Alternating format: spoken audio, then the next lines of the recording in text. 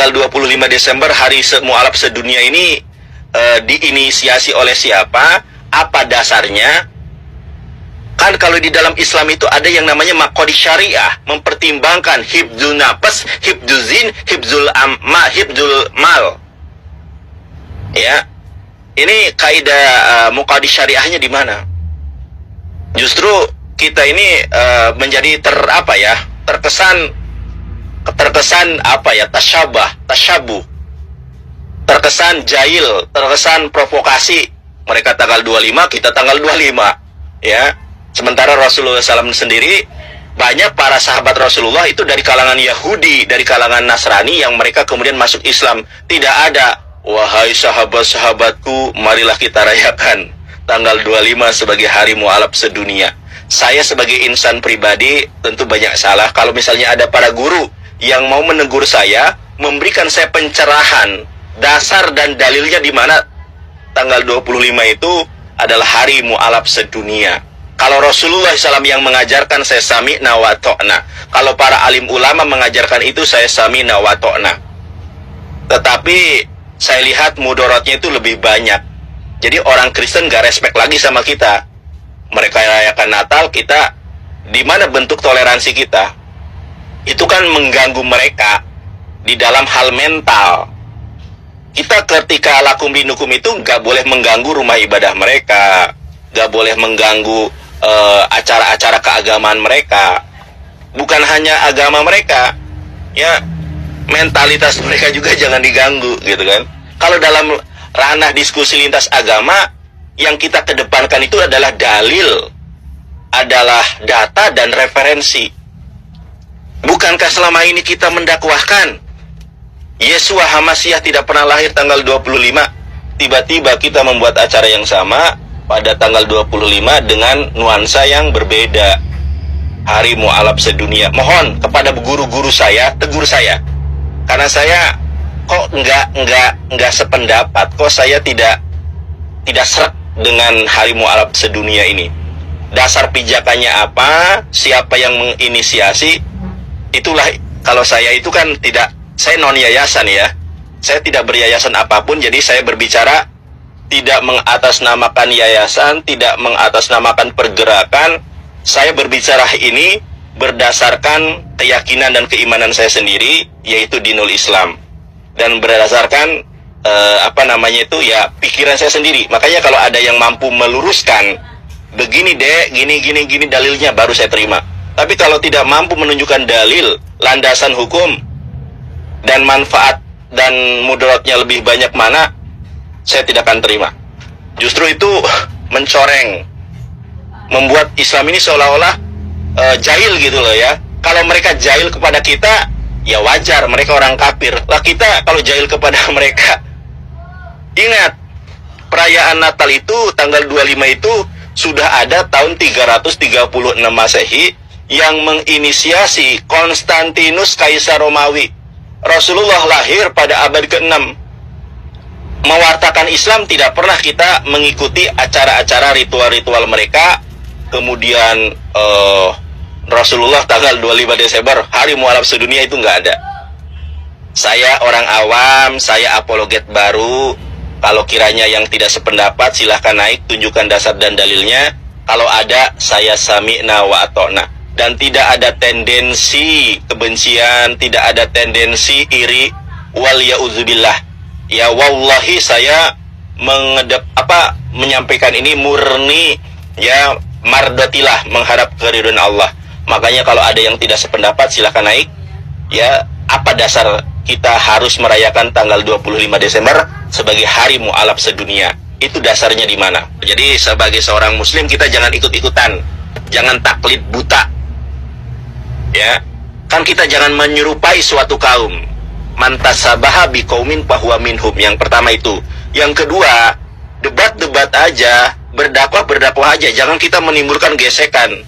Kan banyak pendeta-pendeta yang akhirnya komplain, kenapa ini kok hari mualaf sedunia tanggal 25? Coba kita pernah membayangkan nggak ketika misalnya nanti hari Isra Mi'raj, mereka juga merayakan hari kenaikan Paulus misalnya, ya, di tanggal yang sama. Ketika kita merayakan Idul Fitri, mereka merayakan Idul Patah misalnya. Pasti kan kita juga tersinggung loh. Kita rayakan Idul Fitri, mereka merayakan Idul Patah misalnya. Ketika kita merayakan Idul Adha, mereka juga buat hal yang sama. Coba, ya, sebelum kita melakukan sesuatu, coba pikirkan terlebih dahulu. Kita misalnya nih, 1 Syawal akan merayakan Idul Fitri. Karena di dalam Islam itu, hari raya itu cuma 2. Hari raya Idul Fitri dan hari raya Idul Adha. Pas hari raya Idul Fitri, tiba-tiba mereka membuat sebuah inisiatif. Tanggal 1 Syawal adalah hari apa misalnya ya, hari Paulus Rasul misalnya. Pasti saya yakin nih, kita juga loh, 1 Syawal itu Idul Fitri, kok jadi hari Paulus Rasul? Waduh, kita pasti tersinggung kan. Nah, dakwah tidak harus menyerupai semacam itu. Kita merayakan hari Idul Adha, ya. Tiba-tiba mereka merayakan hari pengorbanan Paulus misalkan, ya kan? Iya. Haleluya, haleluya, haleluya. Assalamualaikum warahmatullahi. Salam Aki. Aku kabarkan Injil keselamatan. Bapak Ibu kasih Tuhan, ketemu lagi dengan saya Evangelis Abraham dan Effendi Usman. Bagaimana kabar Bapak Ibu semua? Tentu luar biasa. Yes, wow. Kita itu sangat istimewa. Saudaraku, kita ini benar-benar umat yang sangat istimewa di muka bumi ini. Ya. Dimulai dari iman kita, Alkitab, saudaraku. Kitab yang kita imani, kitab yang kita baca, kitab yang menjadi pedoman di dalam kehidupan kita, yaitu Alkitab. Di mana Alkitab di Indonesia sangat banyak sekali digemari oleh umat Bapak Ibu. Bukan saja kita orang Kristen, kalau kita sudah pasti saudaraku. Kitab kita, pegangan kita, pedoman kita itu Alkitab. Tetapi kita lihat di media sosial, tiap waktu, tiap saat, tiap detik, Alkitab itu menjadi bahan, menjadi acuan kepada sebuah agama di mana mereka setiap saat membaca, mempelajari Alkitab, walaupun tujuan dan maksud mereka untuk menghina, untuk mengolok-olok, untuk menertawakan. Yang jelas Bapak Ibu, tiap saat, tiap waktu di media sosial, mereka itu memperdengarkan Alkitab. Mereka baca, lalu mereka perdengarkan. Lalu mereka tafsirkan.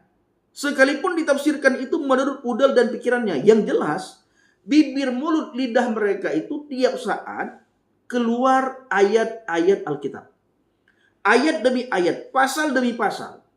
Itu keluar dari mulut, bibir, lidah mereka, Bapak. Habis itu ibadah kita. Ya. Habis itu apalagi saudaraku? Perayaan-perayaan yang kita lakukan. Sebagaimana perayaan yang tertulis di dalam Alkitab yang diperintahkan kepada kita untuk merayakan 7 perayaan. Nah, hari-hari ini mereka juga sudah mulai mengikuti gaya kita orang Kristen. Khususnya dalam hal ini adalah Natal, yang kebanyakan orang Kristen merayakan tanggal 25 Desember. Mereka tetapkan sebagai hari mu'alaf sedunia. Ini saudaraku. Jadi iman kekristenan itu iman yang sangat istimewa. Iman yang hari-hari ini sudah diikuti oleh agama lain. Bahkan Bapak Ibu, Alkitab kita dijadikan acuan untuk dijadikan pembenaran iman, kepercayaan, nabi, junjungan mereka saudaraku. Sering kita lihat. Maka mereka sering memberitahukan, ada tertulis di kitabmu, pasal ini, ayat ini kata. Itu merujuk kepada junjungan kami. Itu merujuk kepada nabi kami. Artinya saudaraku, Alkitab ini menjadi acuan bagi mereka untuk membenarkan imannya. Dalam hal ini khusus tentang nabi, junjungan ataupun rasulnya saudaraku. Ya. Nah saudaraku dikasih Tuhan, para pencinta Injil Habaget. Kita melihat tadi Sinandar. Dia tidak senang. Dia tidak suka. Dia tidak setuju terhadap apa yang sudah ditetapkan oleh kelompok orang. Di mana tanggal 25 Desember itu hari mu'alaf sedunia. Nandar tidak suka, Nandar tidak senang, Nandar tidak setuju. Karena bagi si Nandar itu tidak ada dalilnya. Tanpa dasar.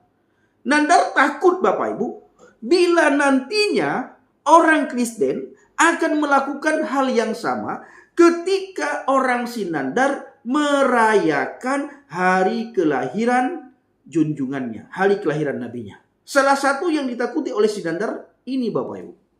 Dan di samping itu Nandar berkata seolah-olah kita menyerupai mereka, seolah-olah kita, kata Sinandar, ingin buat kegaduhan, ingin buat kekacauan, dan bla bla bla bla bla bla dan sebagainya kata Sinandar Bapak Ibu. Tetapi bila diambil tanggal lain kata Sinandar, mungkin ya, menurut pikiran saya Bapak Ibu, menurut hemat saya, kalau saya simak tadi kata Sinandar, kalau seandainya diambil tanggal lain, mungkin Sinandar tidak mempermasalahkan. Tapi kenapa harus tanggal 25 Desember? Dan di samping itu semuanya Bapak Ibu, Nandar sangat ketakutan. Bila umat Kristen melakukan hal yang sama ketika hari kelahiran bagindanya, nabinya, rasulnya, junjungannya dirayakan oleh orang Kristen, di mana dibuat oleh orang Kristen hari naiknya Paulus. Ini kata Sinandar. Saya katakan kepada Nandar satu hal, bahwa kami orang Kristen Nandar itu bukan orang bodoh, ya. Kami orang Kristen tidak pernah ikut-ikutan gaya umat lain. Orang Kristen itu punya pegangan yang kuat, yaitu Alkitab. Kami baca apa kata Alkitab, kami dengar apa kata Alkitab, kami lihat apa kata Alkitab, dan kami lakukan apa kata Alkitab. Apabila tidak tertulis dalam Alkitab, kami tidak pernah melakukan. Kami tidak pernah mau tahu, kami tidak pernah dengar, dan kami tidak pernah ikut-ikutan. Ya, ingat Nandar, kami orang Kristen itu bukan orang yang suka ikut-ikutan, bukan orang yang suka cocok logi. Apa yang tidak ada dalam Alkitab lalu kami cocok logi, apalagi mengikuti gaya umat lain. Itu bukan orang Kristen. Mengikuti cara orang lain itu bukan orang Kristen. Jadi Nandar harus tahu satu hal. Dan saya sekaligus ingin memberitahukan kepada Nandar dan kepada tidak semuanya, bahwa di mana malaikat Tuhan berkata di dalam Lukas 2 ayat 10 dan 11. Ya, lalu malaikat itu berkata kepada mereka, "Jangan takut, sebab sesungguhnya aku memberitakan kepadamu kesukaan besar untuk seluruh bangsa." Kesukaan besar untuk seluruh bangsa. Hari ini telah lahir bagimu juru selamat, yaitu Kristus Tuhan di kota Daud. Ini yang memberitahukan, ini yang mengumumkan pertama sekali adalah para malaikat kepada para gembala di padang Efrata. Yang memberitahukan, yang mengumumkan Yesus Kristus lahir, juru selamat lahir, itu malaikat Tuhan. Diberitahukan kepada siapa? Kepada gembala yang ada di padang Efrata. Dan tertulis di dalam Injil Lukas 2 ayat 10 dan 11. Nah, ini mengumumkan kelahiran Yesus di Betlehem. Hari ini dalam konteks ini juga memiliki makna spiritual, yaitu momen ketika seseorang menerima Yesus Kristus sebagai Tuhan dan Juru Selamat, yaitu membawa kasih dan damai Natal ke dalam hati. Jadi ketika seseorang menerima Yesus Kristus sebagai Tuhan dan Juru Selamat, maka orang itu telah bersuka cita karena hari itu juga Yesus Kristus telah lahir di dalam hatinya, yang telah memberikan damai, yang telah memberikan sukacita, yang telah memerdekakan hatinya dari segala kewaspadaan, dari segala ketakutan, khususnya menyangkut kehidupan yang akan datang, yaitu menyangkut nerakakah atau surgakah. Karena setiap orang yang percaya kepada Yesus Kristus, orang itu sudah memiliki juru selamat yang tentunya tidak akan lagi mendatangi neraka. Jadi kami orang Kristen tidak pernah ditetapkan untuk mendatangi neraka. Kenapa? Karena kami sudah ada juru selamat. Jadi setiap orang yang percaya kepada Yesus, maka orang itu selalu hidupnya dalam keadaan damai, hidupnya dalam keadaan sukacita, karena tidak ada was-wasan di dalam hidupnya. Tidak ada kegelisahan, tidak ada ketakutan di dalam kehidupannya. Ya, kapanpun mati sudah siap. Makanya saya sering sampaikan bahwa orang Kristen di seluruh dunia, di seluruh penjuru mata angin, timur, barat, utara, selatan, kalau kita bertanya, apakah Anda yakin mati masuk surga? Tidak ada satupun orang Kristen yang tidak yakin. Semua orang Kristen yakin masuk surga. Tidak ada satupun orang Kristen yang mengatakan mudah-mudahan masuk surga. Ya moga-moga masuk surga. Ya surga itu urusan Tuhan nanti. Tidak ada orang Kristen yang menjawab seperti itu. Karena orang Kristen yakin benar bahwa mati pasti masuk surga. Kenapa? Karena sudah percaya kepada Yesus Kristus yang datang dari surga. Yesus Kristus sebagai Tuhan dan Juru Selamat bagi umat manusia. Maka setiap orang Kristen harus bersuka cita karena hari ini telah lahir Juru Selamat bagimu. Hari ini.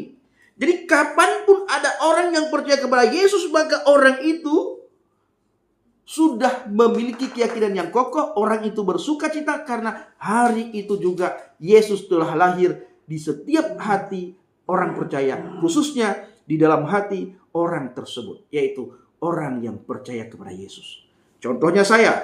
Hari ini saya percaya kepada Yesus, maka hari ini Yesus telah lahir di dalam hati saya. Yesus ada di dalam hati saya, memerintahkan hidup saya, memerintahkan jalan saya, memerintahkan langkah saya. Maka saya sebagai orang Kristen yang hidup baru, tidak perlu khawatir, tidak perlu gelisah, tidak perlu takut. Karena ada Juru Selamat di dalam hati saya, dan saya dipimpin oleh Juru Selamat, yaitu Yesus Kristus. Makanya dikatakan oleh malaikat kepada para gembala, hari ini telah lahir bagimu Juru Selamat, yaitu Kristus Tuhan di kota Daud. Jadi tidak ada orang yang tidak suka cita ketika mendengarkan kabar tersebut. Ketika mendengarkan pengumuman yang diberitahukan oleh malaikat kepada para gembala di padang Efrata, maka para gembala itu sangat bersuka cita, sangat senang, dan sangat gembira. Begitu juga kami yang membaca ayat di Injil Lukas 2 ayat 10 dan 11. Begitu sukacita kami. Maka pada tanggal 25 Desember kami merayakan perayaan yang sangat hebat, yang sangat dahsyat, yang dirayakan oleh semua manusia di muka bumi ini. Tapi banyak manusia ya tidak mau merayakan karena ego. Banyak manusia tidak mau tahu karena kesombongan, karena kepahitan. Akhirnya ada segelintir manusia hari-hari ini ingin buat Natal tandingan. Ingin buat Natal tandingan. Jadi kepada Sinandar jangan pernah khawatir, jangan pernah takut. Kami orang Kristen tidak akan mengikuti umat lain. Ya, tidak akan mau mengikuti gaya umat lain. Karena kami punya pegangan, yaitu Alkitab. Kami lihat apa kata Alkitab, kami dengar apa kata Alkitab, kami baca apa kata Alkitab, dan kami lakukan apa kata Alkitab. Terima kasih. Shalom alaikum bishim habasiyah. Salam aki. Aku kabarkan Injil keselamatan. Bapak Yahweh Bishop Adonai Yesus Hamasiah, Uruah Kudus memberkati kita semua. Haleluya, amin, salam murtadin. Terima kasih.